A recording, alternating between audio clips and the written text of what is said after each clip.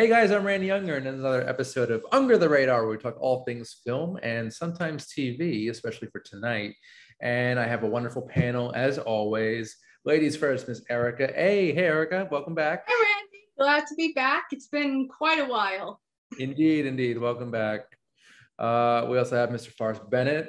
Randy, it's great. Good to be back.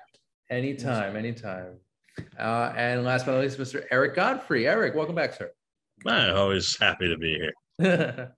Very good. All right, guys. So it's been a while since I've seen some of you. Eric, I just saw last night. We went to the Angelica. That was amazing. Always love that theater. Love it too. We'll get into that in one moment. But I just want to hear from everybody. What are we watching this week? What are our weekly watches? I'll kick it off. Basically, last week I saw Phil Tippett's Mad God, which is a very trippy, nightmare-esque stop motion film, which was 30 years in the making. And wow. This is the guy, he's worked on Star Wars and Jurassic Park, and he's got an incredible visual style. And this nightmare world that he takes us on is just, it's you can't even put into words. You really just have to experience it yourself. And Forrest, I know you want to see that movie. Oh yeah, it's definitely high on my to see list. Combining two things I love: horror and animation, especially stop motion animation. Yeah. It seems definitely the whole thing definitely intrigues me. You're in for a treat, sir. So that's Mad God. It is now playing, I think, in select theaters. I saw it at the Nighthawk Cinema in Williamsburg. Mm-hmm. I know it's playing at IFC Center right now. Yeah, I saw it on the IFC sign when I walked by it last night. And I have not been to IFC Center since COVID. So. Yes, me too. And they do wonderful midnight screenings. They've shown Aliens there, Eraserhead, and all that fun stuff. Looked like the lineup they had was really good. And if I saw right, I think they had Paprika, which a nice little one to go and see. I'd love to go see that in theaters. Cool. Yeah, it's a good place. We should do a group trip sometime. Definitely. I love the IFC. Yes. So there's Mad God. Also for me, when I'm on my lunch break at work, I've been watching random clips of Conan on YouTube. And there's tons and tons of footage of Conan being silly. He's got a podcast as well. So really funny. I've been a fan of Conan since junior high school. Yeah, he's my favorite of all the late night talk show hosts. Yeah, he's just so much different from everybody else, and his sense of humor is just really, really great and unique. Okay, so there's that. Yeah, late night's just not as fun without him. I know, we need that. I preferred Arsenio personally. What is this, 1991? Yeah. I love it. Yeah. So in addition to Conan, I also have, of course, Seinfeld as always. And I actually saw the new, the most recent Liam Neeson thriller, Memory, which actually is not that terrible compared to his other films, Honest Thief and The Marksman. This one was a little deeper, and the action was pretty solid. But I think Liam Neeson, I think retirement is coming soon for him. But it was all right. It's called Memory. Check it out. You could almost say he's a ghost of his. Oh, I'm sorry. I think he's more like a shadow. More like a force. Oh. Yes. Ooh. Okay, guys. Spoilers. No spoilers tonight. Please. There's still people who haven't seen this. But yeah, Ericka, it's been a while for you. What have you been watching this week? Well, I would say this week was the new rotation for summer TV, so I mostly just ended everything. I mean, HBO, Showtime, and Starz and Epic all just finished their programming. I enjoyed Billy the Kid. I sat through Gaslit, and I sat through First Ladies. I think the two shows should have been edited together, personally. At least the Gerald Ford plot would have went really well with the whole Watergate plot, even if they were competing shows. But I think out of First Ladies, the character I enjoyed best was Barack Obama, more than any. You know what? I caught some of that. Viola Davis played Michelle Obama. I don't think she was that good. Yeah, I know. She was like my least favorite character. Yeah. I've told people this for a while now, who I think would be perfect to play Michelle Obama is Deacon's wife from The King of Queens. I don't know if you guys know that show at all. But yes, I know what you mean. But Doug's friend Deacon, his wife, that actress, she looks perfect. She looks like a perfect. I was going to say, I think she looked perfect then. I'm not sure because it's been years since. She looks good now. No, she's in her 50s. So is Michelle Obama. But it's supposed to be 20 years ago. Oh, well, they could do It's supposed to be him running for president and me. Right. Also, the actor who plays Barack Obama is terrible. Like he sounds like him, sure, but he looks nothing like him. And right, he doesn't look, but I felt he sounded like him and his body language. But you got to pick someone who looks like him. The way his arms moved and the way he stood, I went, you know, if you don't really look closely at him, but you're just sort of watching through it, it just really close your eyes. No, because you have to watch him really walk and stand places. It's just don't fixate on his face. Yeah. I saw like 2 episodes. It was okay. I was just mildly curious. Well, like I said, I watched Billy the Kid. I watched Gentleman, and then on HBO I finished Gentleman Jack and The Time Traveler's Wife, which was very weird, and I probably watched it for all the wrong reasons. Okay. I pretty much just enjoyed every time he fell to the ground naked. Thank you for that. Okay. The plot. Every scene he fades out and he appears somewhere else completely naked. Like you do. And then I actually I went back and watched the movie from the early 2000s to compare the two. Okay. And of course, the CW finished their shows, and that means the end of Vampire Diaries franchise forever. But I was really glad to see the actor who played Klaus. I know, I'm in a room full of guys who watches Vampire Diaries. But I've heard. Sadly, I have not. I mean, I like Nina Dobrev, but I've never watched the show itself. Yeah. Okay, well, there have been the show, and then there were the multiple spin-offs. The only vampire stuff I like is Buffy the Vampire Slayer, the movie and the series, and Fright Night. I would say, for me, Fright Night, Lost Boys. Oh, Lost Boys. No, Underworld? Okay, I would rank Underworld right up there. And then there are the TV shows like Buffy and the Buffy movie, and there's the Vampire Diaries franchise. And then there were weird things like Vampire Academy. And I did like we're leaving out Only Lovers Left Alive. Right. Yes, which is the new show that started a few weeks ago. But no, I didn't look at that. No, I was thinking, the Only Lovers Left Alive. That's probably one of my favorite vampire movies of recent years. Oh, also, What We Do in the Shadows. And yes, What We Do in the Shadows, with season 4 about to start. Well, Once Bitten. Once Bitten's awesome. Yes. Yeah. Early Jim Carrey. Yeah, 1985. Also a good score, by the way. Welcome to Randy Unger's Vampire Hour. Okay, sorry, randomly, no one's a Vampire Diaries fan or the originals or the legacy, and no one cared that they hired the actor back because he's dead, and everyone else showed up like multiple episodes, and I'm like, I wish Klaus was here, and there he is. He was my favorite. I did not expect a vampire discussion tonight. I really did. That's the way things go on this show sometimes. Oh, I wanted to go back to some of my weekly watches. I did catch it's actually from 2016, but I saw it on Netflix.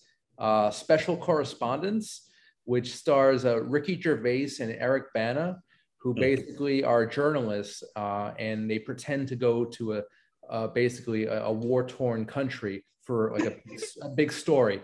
It actually wasn't bad. It was pretty funny. It was smart writing and really good performances from Gervais and Bana. And I've never really been a huge fan of either, but this kind of changed my mind. So it's called Special Correspondence. Also, Vera Farmiga is in it. So check that one out. Forrest, how about you? What are you watching these days? Okay. Let's see. On the TV end of things, there hasn't really been a whole lot that I've been that's been pulling me in. Yeah. I have been, I've kind of just been slowly making my way through the latest seasons of Stranger Things, and then I think it's season 8 of The Flash on Netflix. It's season 8 or 7, I'm not sure. Okay, but it has to be an older one because Flash is still on. It's only just ending, like Vampire. I decided not to go into a DC rant, so Flash is still on the air up till But yeah, really the only thing that I've been watching like on TV regularly has been Yankee games. Okay. The Yankees have been doing well, so it's good to watch. And then on the movie end of things, I just went to a Dario Argento retrospective this past weekend. Saw like 9 or 10 of his movies. all on the big screen, cool. Which was really exciting. Some of them I've never seen in theaters. What are some of your favorites from him? Yeah. Well, first I'll just say for now, Argento is one of my all-time favorite directors. But from him, I would say Suspiria, Phenomena, which is Jennifer Connelly's first movie, Opera, Tenebrae, nice, Deep Red. Okay, cool. And I want to give everyone a sneak peek. Forrest and I were actually going to a double feature on Independence Day, 4th of July. We're going to do Escape from New York and LA. Escape from New York, Escape from LA. Yep. Yeah, I've never seen. Be there for the first half. I've seen Escape from New York in theaters several times, but I've never seen LA. Yeah, in theaters. When you said Independence Day, I was thinking like Independence Day. Yeah, I was thinking Independence Day too. Well, they are screening the Independence Day movie at the Nighthawk Cinema, but it's going to be too tight if we see that. I can assure you, Escape from New York is awesome, holds up. Escape from LA didn't even hold up when it first came out.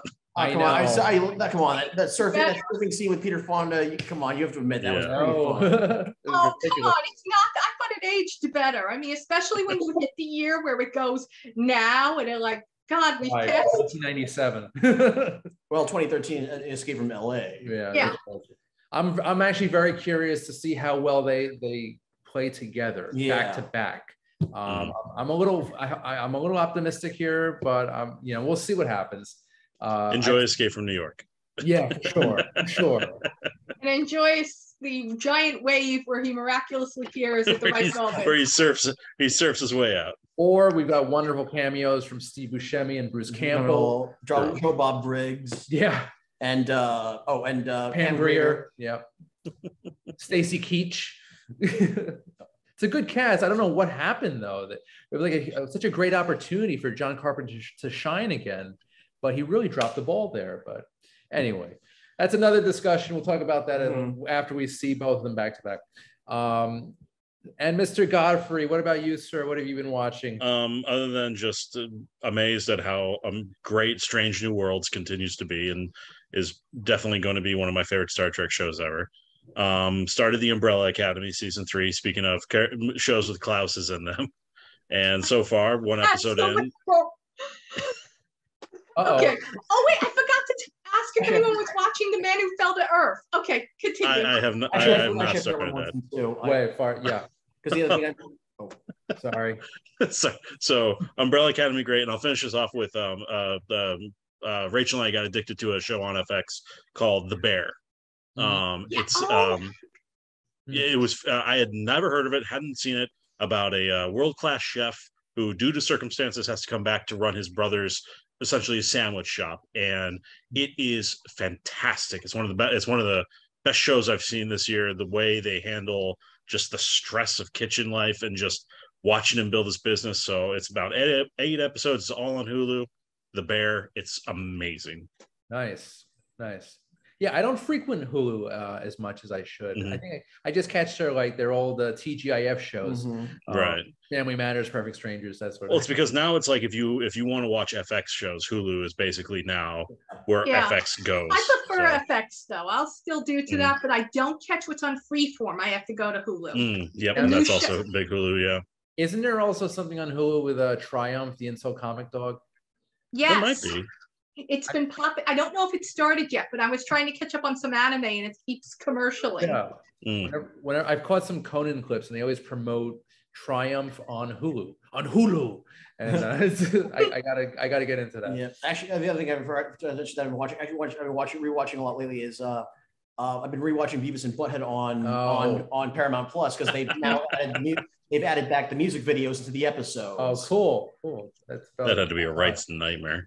Yeah. Because for the longest time they would put the show on streaming or on DVD or Blu-ray, but they couldn't get the rights to do the music videos. That's funny. Yeah, I have the complete. But now they're there. I've got the complete collection on DVD. It's awesome. And yeah, I still have not seen the new movie Do the Universe, but we'll talk about it at a later time. All right. So is that it? Is that it, guys? Are we good? All right. I'm good. Cool. All right. All right. So yeah, a lot of stuff going on and some really good movies too. Our first movie review called Marcel the Shell with Shoes On. And this is probably this is definitely one of the most adorable movies I've ever seen in my life, and it's just a wonderful like family adventure. It basically focuses on anthropomorphic seashell who named Marcel, adorable little shell with one eye, with shoes on and a little mouth, and kind of not, I wouldn't say sassy, but just kind of, you know, like strong opinions, and you know, he's a kid. Yeah, very intelligent shell, I must say. Voiced and co-created by Jenny Slate, who I've liked her work from the past. I've never been a huge fan, but this movie has definitely changed my opinion of her. And I mean, I usually find her, I mean, I'm not like a diehard fan or anything, but I usually enjoy, but when she pops up in something, I think she usually does a pretty good job. Yeah. She does a pretty good job. She's very funny, and I love you know, fresh voices in comedy, and she's definitely a unique performer, and she definitely brings that unique quality to Marcel. This started off as a series of short films online. Jenny Slate also, and her husband and co-creator Dean Fleischer Camp have basically they came up with the YouTube videos, and then a couple of children's books, and that evolved into this feature-length film, which I think this might be I think it might be number one right now for me for the year. I would say definitely one of the, I would agree, it's definitely one of the best of the year. Yeah. It's very sweet, very unique premise. It's adorable, and it's like stop motion and live action, and sort of a mockumentary. It's great. Also, before A24 Films distributed this film, and it's also produced by the Chiodo brothers, who did Killer Clowns from Outer Space. I did not. Yes. Okay. Good to know. Missed that tie-in. Yeah. So bizarre, but so sweet. Beautiful, beautiful film. Eric, we just went to the Angelica last night to see this, and I think it was the perfect theater to go see a movie like this. If anyone who doesn't know, they do independent films, foreign films, just really great quality cinema, and this movie is no different. Eric, what were your thoughts on? I absolutely loved it. It's one of the things of I feel I guess again I was talking with the I was way more familiar with shorts, and the shorts were just cute, adorable, funny, and so when they were announcing the movie, it was kind of like, okay, cool, but can you sustain that for an hour and a half? And clearly the answer is yes. I think they did a really good job expanding the whole world that Marcel lives in, even adding additional characters, and the balance of the humor and actually telling this very genuinely uplifting story about family and fame. Like, I think it was the thing, it's like the fame part, how they dealt with the whole meta consequences of Marcel becoming a YouTube star was like, I didn't see that one coming. and I just remember there were some lines I almost rolled out of my seat laughing so hard. And so I absolutely loved it. And yeah, Jenny Slate is great. Now I think I like Jenny Slate a lot more here, because I mean, I love her in Parks and Rec. Her as Mona Lisa Smiles was just, she is so funny in that, and loved Obvious Child. And there was that romantic comedy that came out on I think it was on Amazon with her and Charlie Day. Oh, what was that one? We watched that. I want to get back with you or something. She has a supporting role in Everything Everywhere All at Once. I know. Oh yeah, and she was great in that one. Like, it was a by the numbers comedy, but I still really liked it because her and Charlie Day were really funny together. That was a really good one too. Yeah. Oh, you know what? I want to go back a little bit. Jenny Slate is actually divorced from Dean Fleischer Camp. They are no longer husband and wife, but they basically were together during the inception, the creation of Marcel. So I was going to say, I know she was dating Captain America for a while. Oh yeah. Yeah. So good. Yeah, and I wasn't too familiar with the shorts going into this. I still haven't watched them. Right. They're good. They're very sweet. They are. They're very funny. It's the same, same style, same, Okay. Ericka, are you familiar? I know you didn't see the film. I was not able to. Its limited release was more limited than I would have hoped it to be. Right. And so I did check out the shorts. I think I looked at 2 of them. They were very cute and they had a nice feel to them. I'm not sure it'd be something I would watch on my own that I would pick out. But I do see the style of it. I do see the appeal. And I do think that it would be very interesting to see how well it could handle. I mean, the way you described that they're able to branch it out into a full-length feature film, could have a lot of possibilities for it continuing maybe more films or. Yeah, it keeps your interest. Like one, it's only an hour and a half, so they didn't try to overstuff it. So I think that was the right thing. And it keeps your interest the whole time. And what I love is it is clearly filmed very documentary. So like you have the long panning shots with the lights coming in and Marcel giving like a deep voiceover. It's like it does a really good job of making you believe in the documentary aspect about it. Because I saw that it was described as a mockumentary. Right. Yes. It's got like that sort of like that the office feel to it. Yeah, but just it is a great satirical take, and it does like I said, it captures that documentary feel really well, and then still manages to absolutely keep your attention the whole hour and a half. It's adorable. It's just it's so lovely. I can't wait to see it again. Yeah, and what I love about it is that it's family friendly. That's the best part about it. Yeah. You can take your kids to it. They'll fall. They're probably making Marcel like plush dolls right now. I don't know. Because considering this is so far like been, it's only playing in like New York and LA, right? In like in indie art house theater. So I think it's I mean, hopefully it gets good legs. Well, it's gonna get in a couple of weeks. I think it's getting a wide release. Okay. So, yeah. Yeah. I was gonna say because the YouTube shorts were very popular, and even coworkers I talk to who aren't usually into like art house movies are very like, oh, I can't wait to go see Marcel the Shell. Like, so I think this one is going to be is definitely going to be very popular with the people who enjoyed the shorts, and even more so when they find out that it's actually not just some like quick cash in, that it is a legitimately good movie to go with it. It doesn't feel like a small indie to me. Exactly. Yeah. It isn't like it's not like, oh, we had this YouTube hit, quick, make a movie and or like all these animated movies that have like a lot of stunt basically do a lot of stunt casting. Yeah, like Minions, which is I think it's out now or it's coming out. Yeah, I mean, essentially, really, the only thing that the movie added was Marcel's aunt, played by Isabella Rossellini, who was fantastic. Yes. As Connie, and absolutely just naturally fit right into the documentary. Yeah. It really all the elements of this film tie in so perfectly. Like I said, I'm pretty sure as of right now, this is number one. It's definitely my top 10. There's no question. Thing here. Yeah, number one used to be Everything Everywhere All at Once. But I think Marcel stole the spot. I don't know. I still feel like Everything Everywhere All at Once is still. I mean, it's like neck and neck. I will watch it. Yes, you should. Ericka, have you seen Everything Everywhere All at Once? Oh, no. I know the movie. I'm trying to place which one, and I'm like, but I really haven't gone to the movies much in the last few months or so between work and everything else. I mean, I think right now the next movie I'm looking forward to isn't for another month even, and I'm like, that's where I'm gonna. No matter what, I've got to get to the movies. And I know it just came out for rental, for like online rental, so that's probably how I'm gonna end up watching it.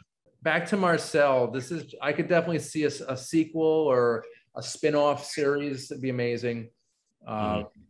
Really, he's just a very endearing character, and I hope to see more of him.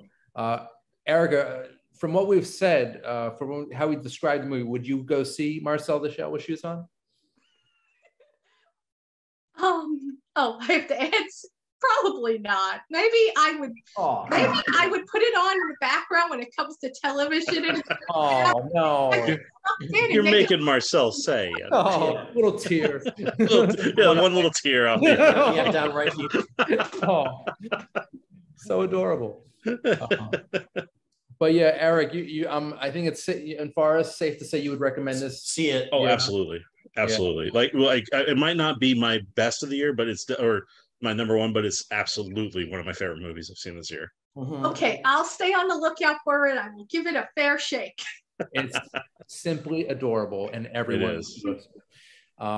So yeah, it is now out in a limited release in New York and LA.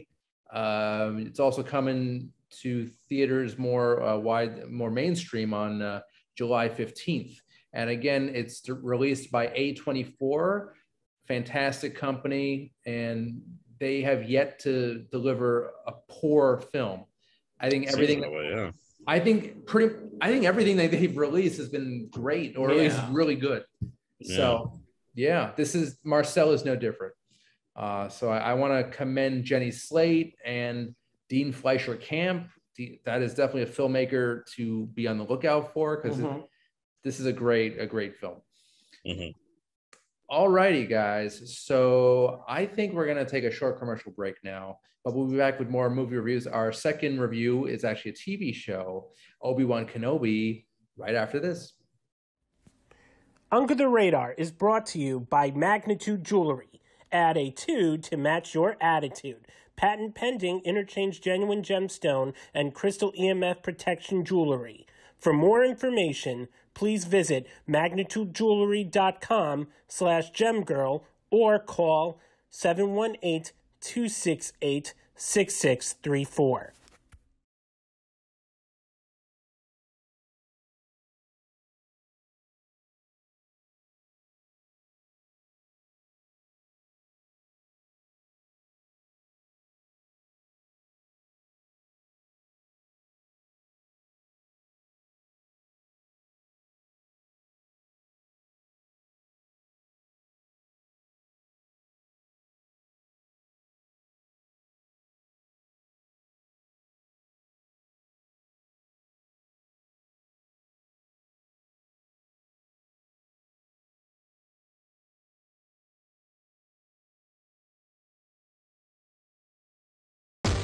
Hey guys, welcome back to the show. Randy Younger Under the Radar, and we are now on review number 2, and this is the new Disney Plus series, Obi-Wan Kenobi, and it is part of the Star Wars saga.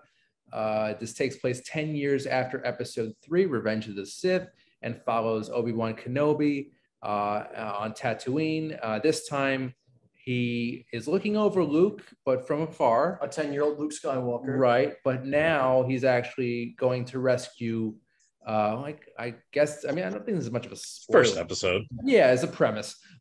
Basically, he's going to try and rescue a very young, a 10-year-old Princess Leia, played by Vivian Lyra Blair.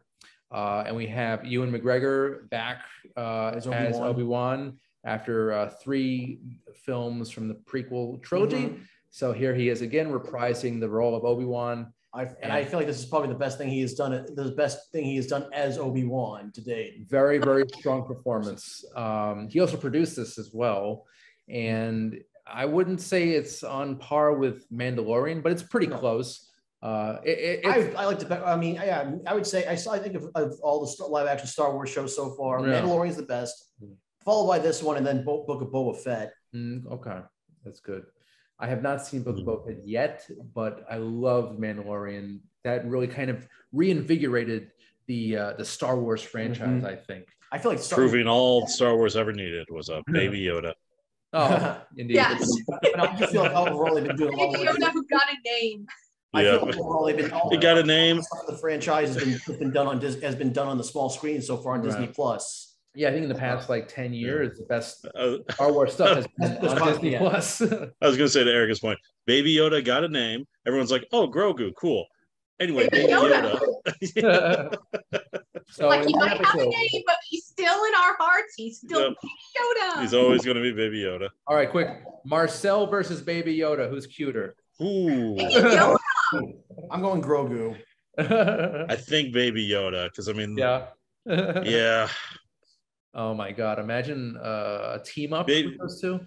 Baby Yoda has a better father figure, so yeah, good point. I like it.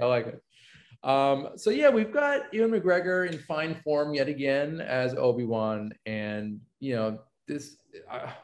the Disney Plus series, we've got the Marvel stuff, which is great production value. Star Wars stuff, no different.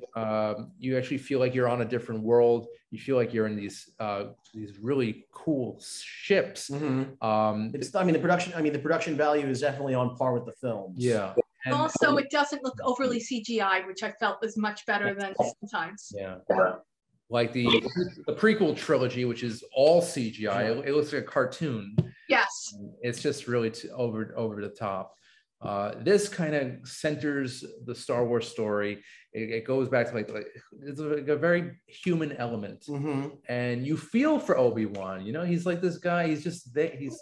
He's fallen on hard times, and he's seen a lot, and you want to see where you want to see him excel and be happy, because he seems like a very depressed guy. So I love the banter between him and Leia. I mean, when you accidentally train the Hitler of Star Wars, that ends up sitting bad with you. Yeah, he definitely like, oh boy, XA trained the worst thing to happen in the universe. That's a bad thing for me. And I think also after getting so much flack in the prequels, I also think Hayden Christensen has redeemed himself as Anakin. That one flashback sequence. Let's not get too deep into that. I know you say that, Ericka. I get what you mean, but without really any spoilers, it's the thing of, it's kind of like you see him and you're like, I have missed you. Why did I miss you? I'm like legitimately happy to see you again. But I think that the show also brought so much more of an element to the dark side. It just is, here, I'm going to give my answer. We're all here, and it's like, we finally have an answer to the dark side. It's not like we just have Vader going, Obi-Wan is here. And it's like, wait, what is all this about? I mean, I've said it before. I don't think Hayden Christensen's the greatest actor. And there's only one scene in this, it was like a less than a minute long flashback where he's dueling, he's training with Obi-Wan, and they show his face, and he does look like he's in his late 30s, early 40s. But again, it's like, I'm really happy to see you. Yeah. Okay. Yeah. That was my I loved the going back to the whatever mullet Obi-Wan had in episode 2. Yeah. But then just like it was Hayden as Anakin, and I'm just like, this makes me happy. Okay, just don't watch Jumper. Jumper. Why? Jumper is cute. The worst movie ever made. As long as you don't get more than halfway through the movie. There is no actor alive that if you hand him a script that says I hate sand, I don't know who could make that work. I do know that he is very cool with his fans, like in New York Comic Con posting photos. Yeah, no, that is very true. I've heard he's a really nice guy. So and plus it was nice, because Hayden was Vader the whole time. So so it's the thing of, you get to have the duality of Anakin and Vader, and he carries himself as the Vader quite nicely. Yeah. And some of those scenes do answer some of the questions that no one really was asking at that point, and fills in some of the holes. Comes to probably some of my biggest problems with the show itself. Okay, I just sort of shrugged them off, and I'm like, okay, seriously, we're going there? Okay, good. You said that line, you got it out of your system. Right. Maybe other people think it's funnier, but I saw a lot of people were hating on it. I want to go back a little bit. I want to talk about the casting here. It's a good cast. The third sister, Reva Savander, played by Moses Ingram. I thought she was very good villainess. Yeah. And she gets so much growth that we really get to know her as a character. So I felt like that also endears her, or maybe doesn't endear her, makes us love to hate her. Yes. Thank you. Well put, Ericka. She is I don't want to give too much away, but she's a good villain, and there is a nice arc about her. And I've never seen this actress before, and she has a great. I was not familiar with her. Yeah, she's a TV actress, right? Yeah, I'm not familiar with her work, but I think I may have to check out her stuff. Also, Rupert Friend, who plays the Inquisitor, Grand Inquisitor. And fantastic fantastic makeup, I must say. But it's so true to his original introduction in the animated versions when he was there during the Rebels. Is that which one that was? Yeah, he was introduced originally in the Rebels. Also, Flea plays a villainous character. I was going to say, it's like, how is it? Again, another thing that put a smile on my face when they cut to the credits and it's just like, Flea. It's like, all right, Flea is in a Star Wars show. I know Flea has done so many varied roles, but it's like every time I see him, my mind immediately goes to Needles. Like, hey, the big I just again, starring Flea in the blue Star Wars. He's like, yes. And Big Lebowski, he was in that. Very random roles, but really awesome choices. Also, Kumail Nanjiani, who is phenomenal in this. I'm not going to give anything away, but he definitely provides some really great comic relief. So it's really nice to see him. Definitely don't forget O'Shea Jackson. Also, Joel Edgerton plays Uncle Owen. He was in. They returned. Was it episode? Yeah, because he was in episode 2 and 3 as only. 2 and 3, Yep. So it's really cool to see him back as well. It's a good continuity. And Anne Teru. Yeah, and I was going to say, the same actress who plays Beru. Yes, she also gets to return. See, that's great. I love that.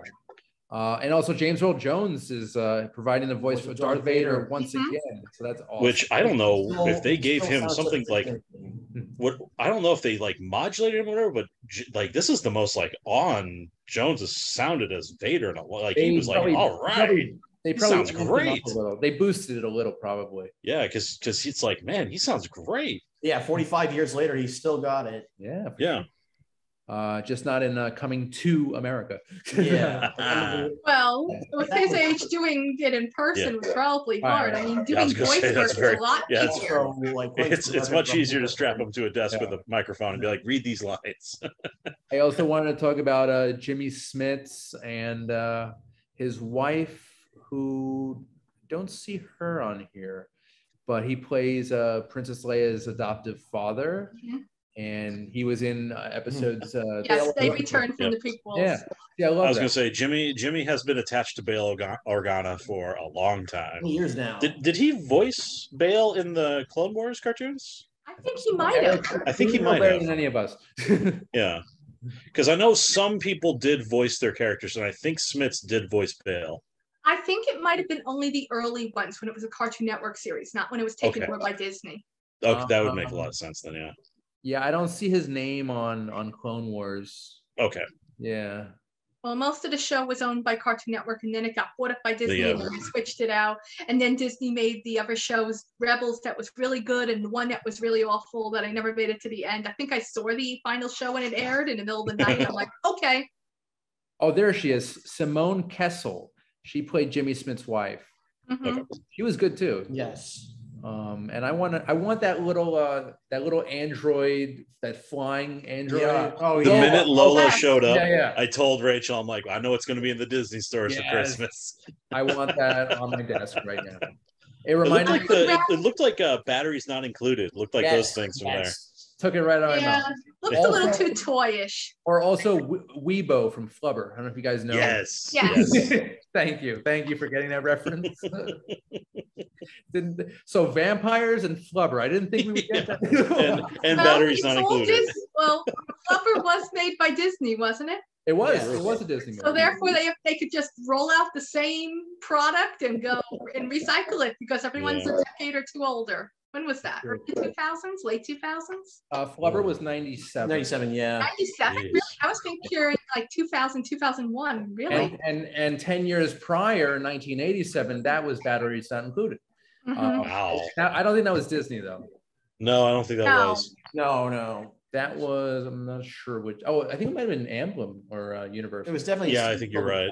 He produced it, That's awesome. But back to Obi-Wan Kenobi. Yes. So it's a fantastic show. I think so when you watch it on Disney Plus, it says season 1, episode 1.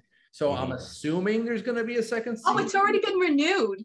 Perfect. Okay. That doesn't surprise me because I know the episodes dropped, and it's a streaming show, but it dropped each week like a regular show might, and so here we are at the end, and I hope that it does get nominated for awards, but it's at an off time of the year, isn't it? Yeah, but and didn't they didn't it? I think it was like the highest show Disney Plus ever had. The first episode, I think, didn't it pull in like the most viewers of any Disney Plus show? Huh, did it? I think I know it did incredibly well because I mean everybody was like Ian McGregor's back as Obi-Wan. I got to check that out. I mean, I would think that the Marvel shows might do, or at least they'll be even, And the Marvel shows have all done really well. In fact, Miss Marvel apparently was one of the lowest ones, but a lot of people were like, well, to be fair, it was up against Obi-Wan. And it's a newer character. And it's a character that a lot of people aren't as familiar with. Unless you've watched most. I think WandaVision broke records. Yeah, because WandaVision was the first. WandaVision did, and so did the one previously that came out. Moon Knight or Loki? Moon Knight. Moon Knight. Nice. Get that Oscar Isaac money. But everyone was like, everyone's watching it, but it didn't break records on its first episode, I don't believe. Gotta get that Oscar Isaac views in. Nice. But yeah. But Obi-Wan, lightsabers. But at least now he doesn't make his own lightsaber noises. I'll tell you though, with this I prefer. If you watch any documentary, they tell you that he literally, and if you watch closely and rewatch the first movie, episode 1, you could find his mouth literally making his own noise that they had to like mute and then insert the correct sound. It'd be impossible not to. Well, for me, I think I prefer this lightsaber duel over episode 3's duel. I think this was a little more, it just felt better. It flowed a little bit nicer.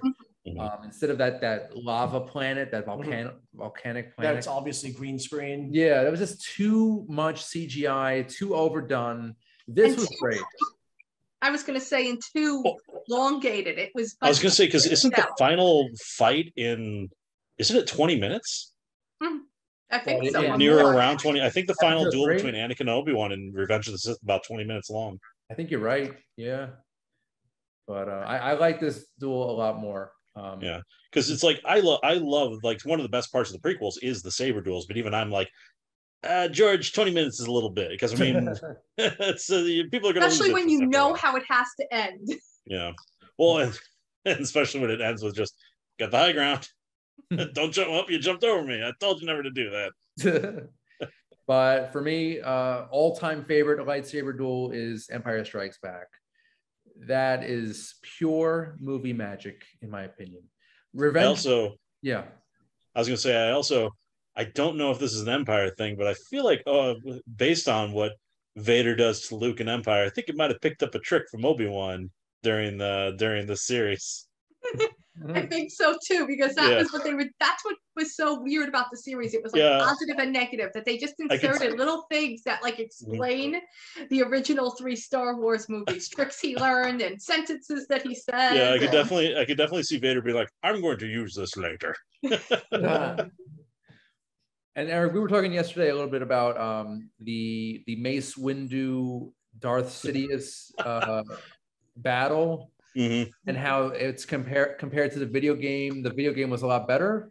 Yeah, well, because the video game, like I was telling you yesterday about how when the episode 3 video game came out, it came out a week before the movie, so they were making a big deal about that, like play it before you see it, and how I will never not be mad at the fact that in the game Anakin fights Mace Windu, and to like, so instead of like just the way it happens in the movie, chops off his hand, gets electrocuted, bye-bye Mace Windu, there's this like drag-out brawl between them.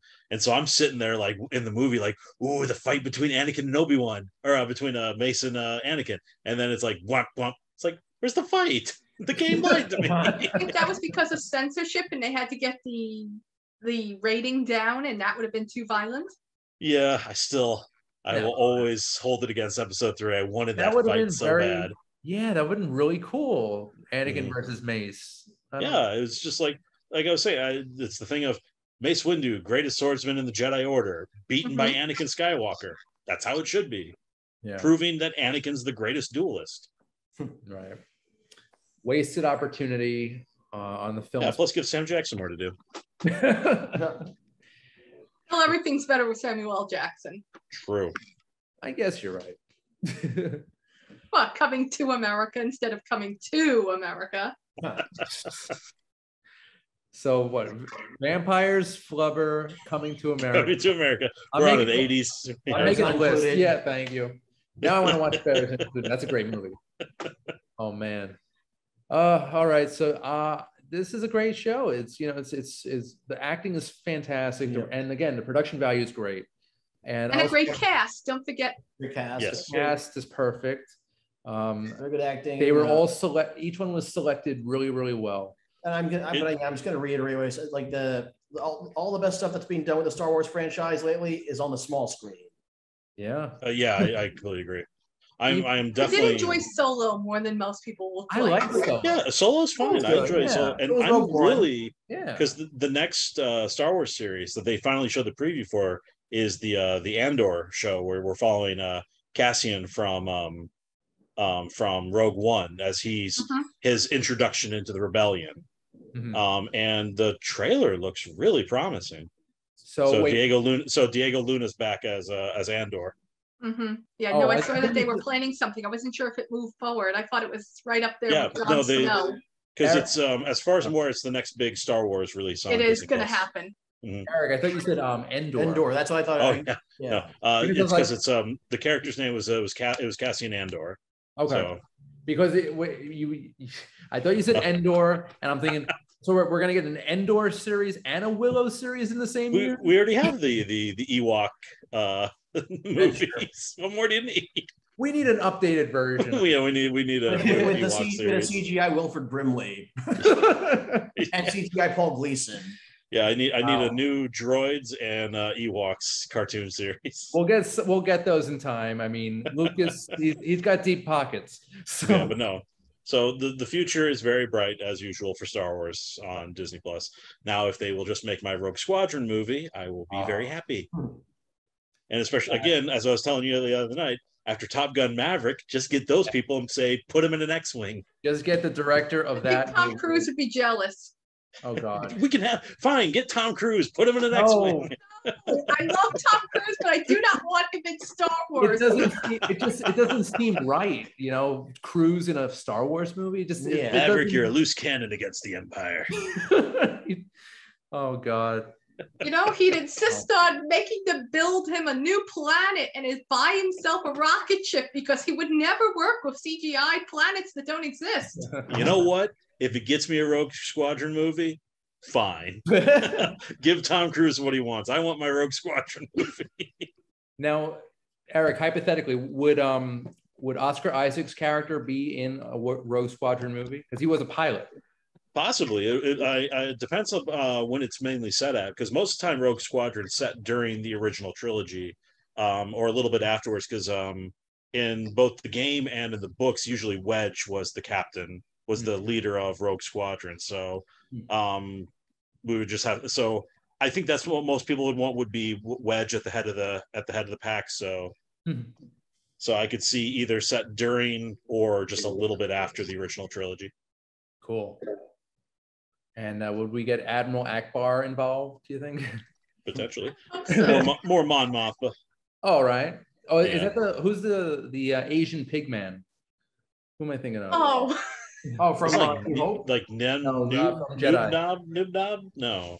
He was the co-pilot. He was Lando. Yeah, he was with Lando in Return of the Jedi. When they go onto the planet and he goes and does the Millennium Falcon run. I forget his name. It starts with an N. I think it's like Nen Noob something. He's adorable, but yeah. Yeah. All right. Lando's co-pilot. Yes. Well, guys, Obi-Wan Kenobi, fantastic. I cannot wait for season 2. And yeah, I mean, and I can't wait for Emmy nominations. I want to see a few of them get one. I hope season 2 is just.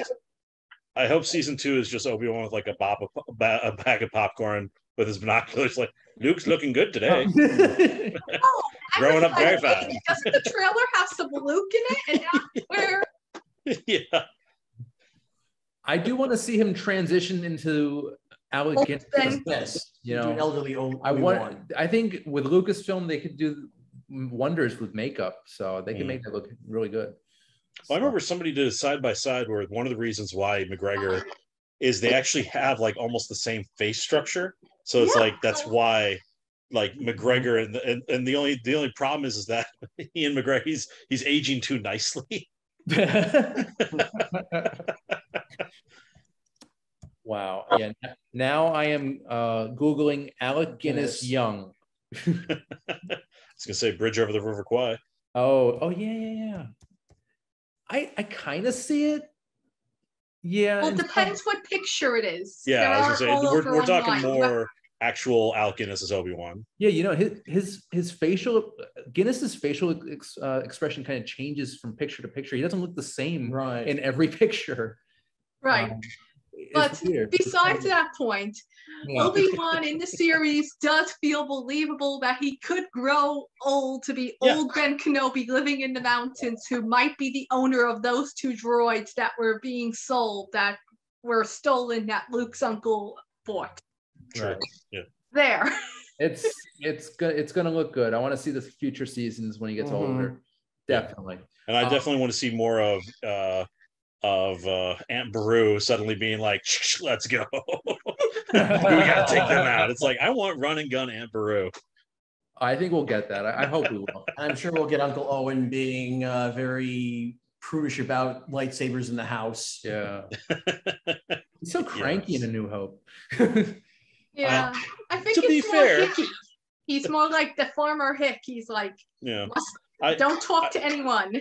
The best line of the series was in the first episode in the confrontation between Obi-Wan and Uncle Owen. And it's like, I gotta train him. It's like, how well did that go the last time you trained someone? Ouch. It's like he's got a point. He does. No, that stings right there. Yeah, it's like oof. All right, guys. So we have just a couple minutes left. But yeah, I'd say this is one of the better Star Wars series to come out in recent times. And it is now streaming on Disney Plus. So check that out if you haven't done so already. So, all right. I just want to do some coming attractions for this week. We only have 2 films, 2 new films anyway. One of which we're going to be reviewing in a few weeks. It's called Thor: Love and Thunder, and newest Marvel epic with Chris Hemsworth at the helm. We also have Christian Bale, Tessa Thompson, Russell Crowe, and Natalie Portman. Also, it is Jane Thor. Yes. Written and directed by Taika Waititi. Thank you, because I was going to butcher that. Who did Ragnarok, which was fantastic a couple years back. So he's back at the helm here, and that should be thoroughly entertaining. We're actually going to be reviewing that along with Miss Marvel. Also, that is on Disney Plus. So that'll be in the next few weeks. So stay tuned for that. Also coming out in theaters is a drama called Marina, and it is a foreign film about a young girl and her father, and seems like a kind of, just a standard drama about tension in the household. Also, Martin Scorsese serves as executive producer under his Sikelia Productions banner. So that sounds pretty good there. And yeah, that about does it with coming attractions. Now it's time for plugs. And ladies first, Ericka A, what's going on? No, nothing right now. I have something coming up that I'm waiting to hear back from, but it's not anything. It'll be when I vanish. Okay.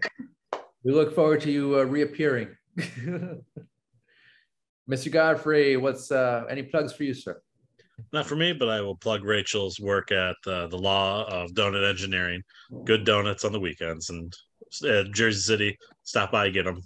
Personally, I love them, so I come highly recommended. I love it. I could smell it. I could taste it almost. It's great. They're so good. Yeah, I look forward to having those. Mr. Bennett, any plugs for you, sir? Let's see. We got a pretty busy weekend coming up. We're going to be, because we got the premiere of Gift of Ghost Cowboy at EternalCon on Long Island on Saturday. Yes. So basically, if you guys don't know, it's a short film I was very lucky to be a part of. My first speaking part. in this independent short film. Mm-hmm. It's sort of it's a comedy short, fantasy dramedy comedy. And we're going to be screening the short film at Eternal Con this Saturday, July 2nd, followed by a very special Q&A with Mr. Bennett and myself. Yeah, which for because I've been to quite a few conventions and sat on panels and sat down to sit on panels, but this is my first time actually like being part of a panel, which I'm very excited about. Yeah, it's going to be interesting for sure. It's going to be us. Forrest was a wonderful production assistant. Yes, he operated the boom mic. That was amazing. I was a stand-in. Yes.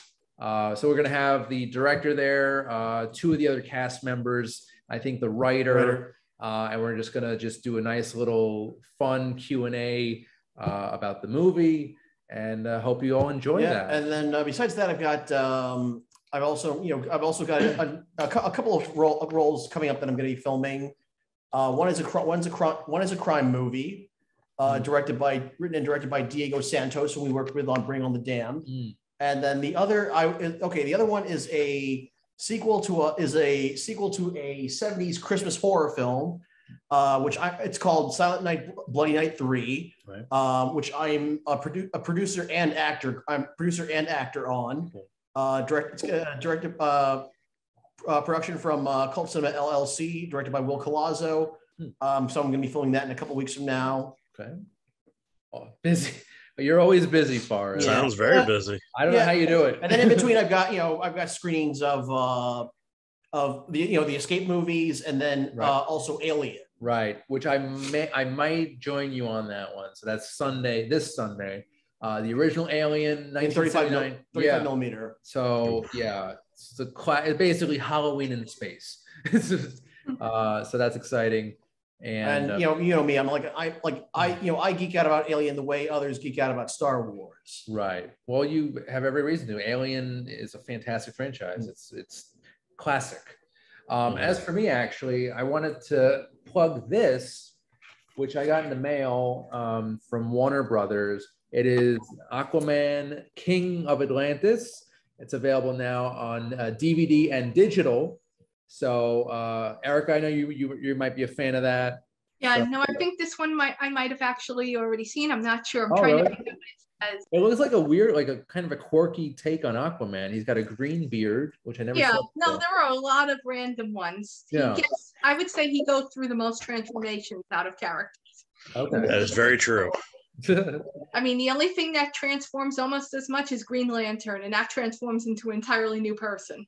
Yeah, I was gonna say, they just give you a new Green Lantern. It was Aquaman. They're always like, how do we make him cooler? Give him a fish hook for a hand. Give him a beard. Make him meaner. I mean, the only thing that thankfully the Arrowverse made up their mind on Green Lantern finally. Yeah. Well, I like the bearded Aquaman. I think it's gritty, it's grizzled, it's like really manly and piratey.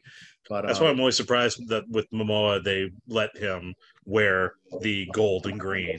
Yeah. It looked great, so I can't argue with it. Yeah. Well, I think they should have. To it. I think I should say orange. Actually, it was more orange and green, really. Yeah. I mean, Momoa was okay. So I think they should have picked someone who was blonde. Like, I think Momoa is. Yeah. I really enjoyed that first Aquaman movie. Same here. I think it's one of the few DCEU movies that's that's actually enjoyable. It embraced the absurdity. It was ridiculous. But I fear what they've done to edit the next one. It's going to make no sense. We'll see what happens. Yeah, I'm sure I'll have you guys on for that when Lost Kingdom finally comes out. Whenever it comes out, since DC seems to have pushed back almost everything. Right. Yeah. Well, there's way too much going on, but at least we have Titan and we have Harley Quinn coming. Yes, okay. I was going to say all the Ezra Miller stuff is causing the Flash. I just want to see Michael Keaton again as Batman. Yeah. I know, yeah. He's screwing it up, man. Yeah. I know, but they're not going to take him. They're not going to take his movie down. They have way too much banking on. Yeah. All right, guys. It's too late to refilm it all. Yeah, we'll see what happens. All right, so we're almost about out of time. But I just want to mention, I should mention this at the top of the show, but this past weekend, Sunday at the United Palace Theater in Manhattan, We had a very special event. Me and Barbecue Films, a production company that I'm involved with, puts on these immersive cinematic experiences. And we basically transformed this old-timey movie house into like a 1930s style movie house. Nice. We screened Raiders of the Lost Ark, and Lin-Manuel Miranda and Steven Spielberg were there in person for a post-screening discussion. Nice. And it was incredible. There's photos and video of it online. You could check that out. If I could have taken a camera and filmed the whole thing, I could. I was a little busy, but it was just a lot of fun. And, you know, I hope to include some of you, all of you, and everyone watching into our next Barbecue Films event. They're a lot of fun. If you're a movie fan, if you want to be involved with an immersive experience and be around fellow fans, you will love it. We've done many events. My first one was back in 2016 with the female version of Ghostbusters. That's how I found out about Barbecue Films. Phenomenal company. Always have great stuff going on. And, you know, for the next event, I will definitely keep you guys in the loop. I think you guys have a lot of fun. So, yeah. For sure. So that's Barbecue Films. It's a great company. So Lin-Manuel Miranda confirmed as the next Indiana Jones? Yeah. Oh, God, that image of no. I think I'd rather see Shia LaBeouf. Yeah. Actually, Chris Pratt might be a good contender. No, man, it would be weird to see about who would do the next. I'm sick of seeing Chris Pratt in movies, to be honest. I mean, he hasn't been to that much, has he? I mean, it's like, the Guardians of the Galaxy, the Jurassic what World. Was it? Oh, that's right. I didn't see the new Jurassic World, so. The Tomorrow War or something? Passengers. And he has another one coming out now. And then I've seen commercials for. I was going to say, he's going to be in Thor next week because the Guardians show up, so. Oh, wow. And he's playing Mario, which I can't see. Well, he's the voice. Yeah, but still, I can't see, even just voice vocally, I can't see him as Mario. Yeah. I'm going to be fascinated to hear what that sounds like.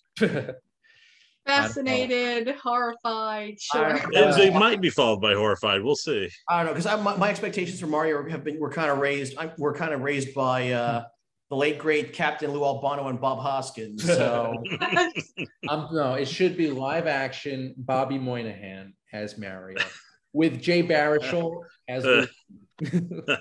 That's my dream casting. But yeah, that's cool. Yeah.